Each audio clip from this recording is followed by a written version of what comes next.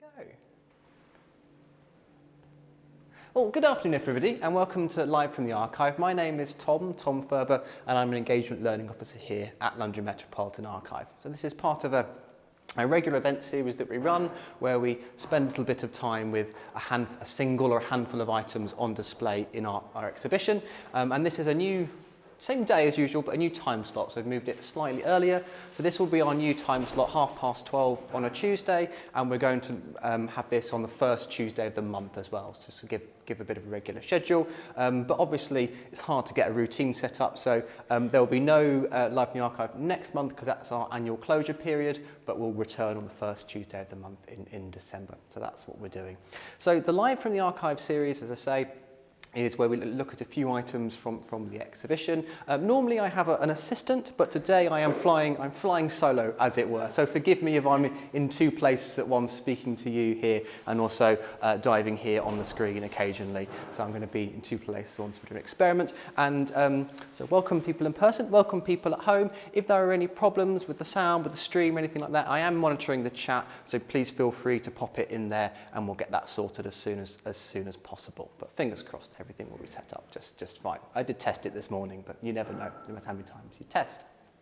So let me just give a little bit of an introduction to the exhibition in general, and then we'll spend a bit of time with our particular items. So this is our exhibition space at LMA. We run about one or two exhibitions a year depending on the project work that we've got going on, that sort of thing. And they're either based on particular projects that we've just run. It might be a new collection or a piece of work around a collection, or sometimes just it's based on what we might think of as our core collection or our core work, and that's the case with Magnificent Maps of London, which, as the name suggests, is all about maps of London. So we have on display really quite a very small sliver of a very large map collection that we hold here, featuring mostly maps of London, but a few other places as well. And in this exhibition, you can see both original archival items, we'll be looking at a few of those today, and facsimiles, copies as well. We've mixed them both. And the idea is that we get to see that each way of doing it gives us has its pros and cons, so we get a nice mix of things. And there's a few very sort of special maps on display here. I never like to pick favourites, but a highlight certainly of the exhibition is the Civitas Londinium map that will be, it's in front of me, behind the in-person audience. That's the oldest map of London, and if that's something that interests you, we do have a hybrid talk on that coming up in a few weeks' time, which you can find on Eventbrite. And if you've been to one of these talks before, or if you've spent time in the exhibition, you will have heard me say quite a lot that we need to not always, today we think of maps as quite utilitarian, quite practical objects. A map is a place to get you from A to B. Perhaps maybe less so now, as we tend to rely more on sat-nav and the like to get around, but certainly for many of us, if you think about what is a map for, you'd say it's to get you from A to B, on foot, in the car, bicycle, however you get around.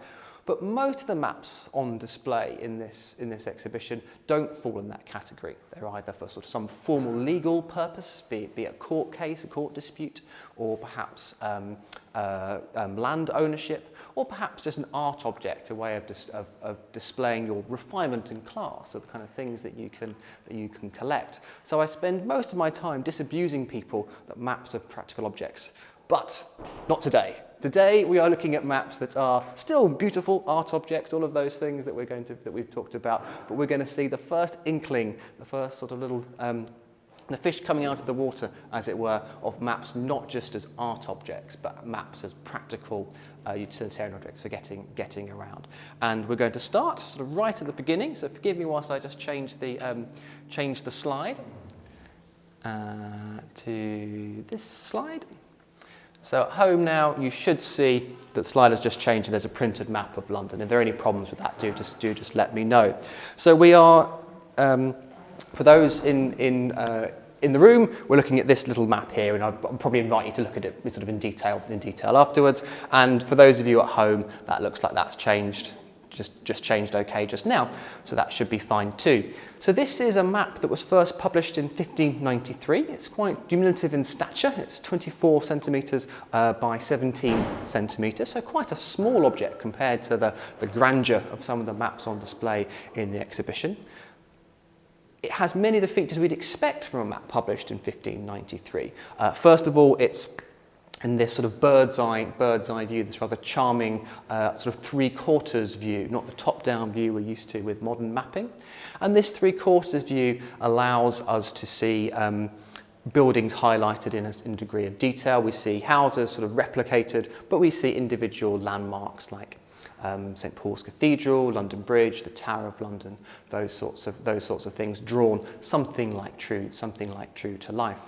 It has many of the decorative features we'd expect from a map of this period. So we can see London in a cartouche along the top, the coats of arms of the royal family, the Tudor arms in this case, the arms of the City of London, and then the arms of the livery companies, the 12 great livery companies along the side. We see little embellishments, we see trees, we see boats, those sorts of things. Incidentally, it's one of the best contemporary maps for the theatres on the south bank, for Shakespeare's theatres. As I say, this is 1593, this map, and that will be right at the bottom. There's a legend, I think it says Southwark Playhouse, and bull baiting as well. Bull or bear baiting, I forget which, off the top of my head. That's right at the bottom of the map. But its claim to fame, and the reason we're talking about it today, well, it's famous for those reasons. What makes it unique, shall we say? Put it that way. What makes it a unique object is if we go further down still from the south bank, we can see a key. This is the first map to have an integral key. In this edition, 1593, we see 22 streets named, and this is a map that's republished in 1625 and around 1650 as well, and that list of streets expands as it goes on, going to about 110 by the 1650s. So this is a map that is designed for people that are not from London, people who've travelled to London, to orientate themselves around London. Now, I don't have an answer for this question, I'm afraid. I was thinking of it on the way down. I didn't have quite time to research it. It would be nice to know whether the expectation was that it's something you'd keep in your pocket. It's certainly small enough for something that you could keep in your pocket, or it's something that you'd use as a reference, sort of a bit of armchair planning. I'm afraid I don't know. I'm afraid I don't know the answer to that. But if anyone in the room knows, or anybody at home has expertise or any light they can shed on that, then I'd be very happy to hear it. Sometimes actually working in archives, it's difficult to know how the objects were used day to day. We know about them as objects, but sometimes we lose some of that kind of wider context, which can be a shame. So as I say, this is the first map to have an integral key, published in 1593. The name we associate with this map is John Norden. John Norden was I think it's fair to say, a prolific map maker and surveyor, famous for kind of various maps at the time. We have other maps that bear his name in our collection, probably most significantly a 1615 survey of Kennington that he was employed to make as part of a business dealing with the city of London. So that land had been granted to them as kind of basically collateral on a loan, and they asked Norden to kind of, I suppose, assess the value of that loan. So John Norden, 1593, we hear reissued 1623, 1623 and 1650 as well. And then from this sort of beginning, as I say, we can think of this as the fish with legs climbing out of the water. We're going to move on to our next useful map. And people at home, that should just be changed now. Again, if there's any problems with the screen or the sound as we change scenes, please just let me know in the chat there. So we're now looking at, at home, you have it on the screen, and for people with me, this large item in the centre of the case here. This is 1675, and the name associated with this is John Ogilby, which is a name that might be familiar to those of you who have really even just a passing interest in the history of London mapping. It's the name associated with one of the most famous maps of London post-fire, we call it the Ogilby and Morgan map for convenience's sake, and that's on display in facsimile in the exhibition here as well. But John Ogilby is an interesting figure in and of himself. He came to map making relatively late in life after first working as a dancing tutor. I believe he injured his leg could no longer apply that trade, and then got into selling prints, and then from there into map making and the map trade as well. So the map that we can have on display, you can see on your screen, is from Britannica, and Britannica has the claim to fame in the scholarship of being the first road atlas. So it's the first road atlas, and it's a very different way of showing the terrain than we are familiar with. Excuse me. Most of the maps that we have in the exhibition, most maps you see, are your classic top-down map view that gives a general survey of the city or the land that's in question. But this is what we call a strip map. So you can see on the screen, or you might have seen it already, rather than presenting the whole survey, this is a map for journey planning. So, and it's stripped down. It's stripped down to the features that are useful for someone on a travel. So in this particular sheet that we have, this depicts part of the journey from London to Holyhead in Wales. And what we see is the main road that you can follow in these sort of decorative ribbons. The main road, it gives you the direction of the road, it gives you the towns along the way, it indicates where the side roads are, but doesn't give an indication what will happen if you would turn off. Interestingly as well, and quite usefully, it has hills marked on as well. Useful for any traveller, but if you're obviously travelling under sort of animal power, the hills are quite important. And having actually spent some of my younger days frequently cycling from central London along that way up to sort of Hertfordshire, trust me, you do want to know where the hills are. And we believe that the notation for the hills, which is basically an upside down hill if you're going up the hill, and a hill facing the right way if you're going down the hill, that's certainly my reading of the map, was he came upon that idea after talking with the famous Robert Hooke. Some of you might know of Micrographia fame, city surveyor, and part of that scientific circle that was appearing in the Royal Society around this time. So we have that. And this idea of it being accurate is very much a selling point of the map and an interesting feature of it, a selling point at the time, and then historically speaking, a very interesting feature as well.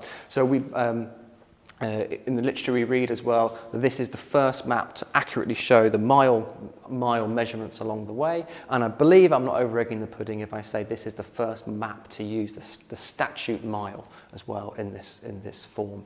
The statute mile was introduced not so long ago, well, contemporary to Morgan, to Ogilvy, quite long ago for us, in 1593 by Weights and Measures Act as well, so we can see that as well. And on the map itself, you get a bit of a sense of the ardour of making something like this. So there's a little cartouche in the top which gives a description. It says that if you want to go all the way to Holyhead, you need to use a few other plates as well in this book. And then we have a picture of a man trundling a wheel. That will be the measuring wheel. Another man on horseback with a compass as well. And what we can see on the map is that it follows the map itself. It does include compass direction, so it follows the line of the road. I've had to sort of have a bit of an educated guess, but my reading of it is we have a compass. On the compass there's a fleur-de-lis, which seems to be orientated north, and there's a little cross where east would be as well. So my assumption is that's so you can work out which direction you're facing as the road gradually shifts as you go to Wales. And I wonder if the little east there is so you can orientate by the rising sun in the morning. That's my guess. But again, if people know more, then please do tell me in person, tell me on the chat there. That'd be most appreciated. And then the final thing to give you a sense of with this map is that we have obviously one sheet on display here. It was one of about 100 sheets in total. So quite a big volume. Let's go and turn that off. There we go. Of map. So we're now going to move on to our final sort of useful map of the day. So again, I've just changed the scene there. So any issues at home, just let me know. We'll get that corrected. But nothing so far, so I'm going to assume that no news is good news in this occasion. So, but easier to see for those of you in the exhibition with me today, it's this large map that we've reproduced in facsimile here as well. And this is the city guide or pocket map of London, Westminster, Southwark, with the new buildings to the year 1750, 1753. So the 1750s are actually quite an interesting period in London history more generally. More and more people are coming to London. London is by now the most populous city in the country, at a little over 500,000 people living here. It's bringing people in. Sad to say, a lot of the people that do come don't survive, and although people are coming in, the population doesn't really grow that much until the 1800s. But we do get the sense of, if you like, the gravity of London kind of developing at this stage. People pulling more people in, and some of these people will obviously want to use a map to find their way round. So again, much like Norden that we started with, it has kind of common features, you know, with sort of display maps for display. Interestingly, we've seen this switch to the plan view by now. It's the top-down view. So the first major map that we see, that's something that comes out of the Great Fire of London, effectively, and actually part of those technical scientific advancements from the Royal Society as well. It's all kind of related. So most of the map is this plan view that we expect, but I'm a bit old-fashioned. I do quite like a bird's eye from time to time, and a few of the London landmarks are shown on this map in this sort of relief, as it were. London Bridge, the Tower, and I believe St Paul's as well, and a few other little ones dotted around there. And it has the trees as well, which I think is always rather nice. And I suppose to a modern eye as well, it's interesting to see quite where the trees start in London of the 1750s. But the reason it's included in our useful maps section is some of this text, these 1, 2, 3 text panels that we can see, and they're not street key as we saw in Norden. Rather, these are fares. These are the top here, coach fares. So Hackney coaches. So I think that would be fair to say cabs. And so this is quite important. This is to make sure you don't get conned. You're an out-of-towner, you're coming, you need to have a sense of what the appropriate fare to pay is. So we can see that along the top. Then we have, the coaches continued, so excuse me, it's all the same one. So the coaches there, they've just split it to fit it in. And then something that would have been every bit as important as the Hackney coaches in the 1750s that perhaps we wouldn't think of today is the waterman fares as well. So London at this time, you'd get to use a horrendously anachronistic term, you get a water taxi a lot of the time. We can see there's only 2 bridges, Westminster and London Bridge along the river, and Westminster Bridge will be fairly recently opened on this map. So if you wanted to cross the river, and you often did, you'd use a waterman, and also you would use them to go up and down. It was quicker to travel kind of east to west along the river than through the street. So that's a very important thing there. The waterman, so this is to give you, I suppose, something, a grounding in the prices to the waterman. I should say, though, the watermen were notoriously tough individuals. One of the reasons it took such a long time for them to be bridged to the river is because the watermen didn't want it, and quite often they got their way. So you'd still, if you're an out-of-towner, you might use that as the start of the negotiation of price, not necessarily the end. So that brings us to the sort of the end of the presentation. So I hope you enjoyed seeing these little inklings of maps becoming something a bit more like a modern map in Norden, Ogilby, and Oak Tentacles, the Balls map for the publisher. They tend to have rather long titles. So thank you for coming in person. Thank you for joining us online. I should say that we've extended the exhibition, so it's now running until March of next year. So you'll see some press saying finishing in October. We've extended it, so it's going to run right through until March. So if you are able, to come home and you just chosen not to today, which is of course fine, be aware of that. But of course you might be joining us from far afield or not be able to travel, and that's fine too. But just to let you know about that.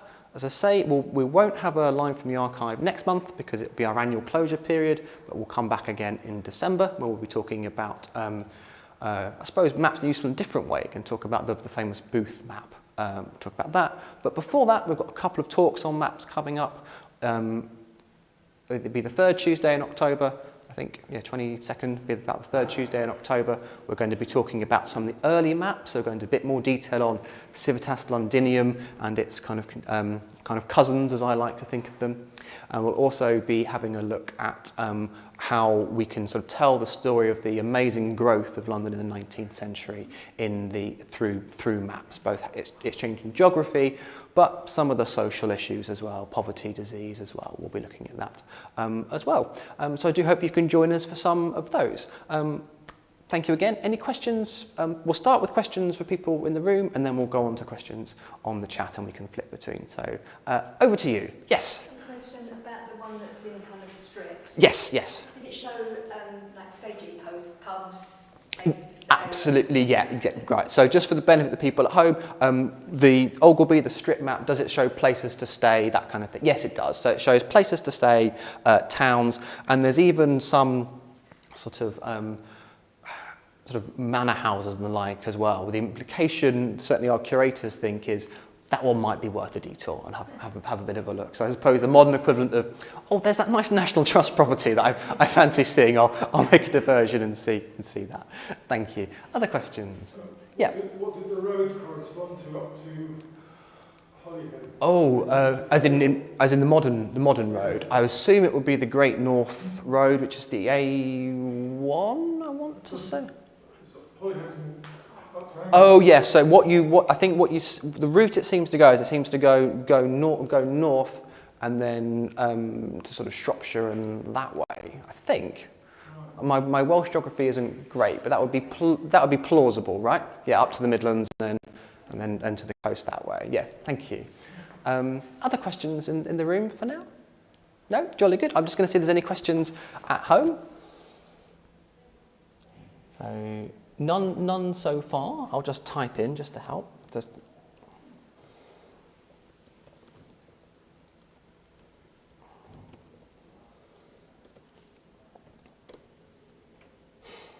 Jolly good. So we'll give the people at home just another minute to wrap their fingers around the keyboard if they do want to ask anything. Any more questions for those in the room whilst we do that? Okay, and I should say as well, if you want to ask questions afterwards, I'll be around, so you don't have to appear. You might not want to appear on camera. That's fine. So we can do that as well. Jolly good. So it doesn't look like there's any questions at home. So thank you everybody for joining us in person. Thank you for joining us. I always look at the computer, look at the camera. Thank you for joining us at home. It's a new series. I'm still working out the kinks. Thank you for joining us at home. I do hope we'll see you soon at one of the future events. Thanks again. Oh, thank you. Oh. That's excellent. Thank you. Oh, you're most welcome. There we go. And the stream is now finished and the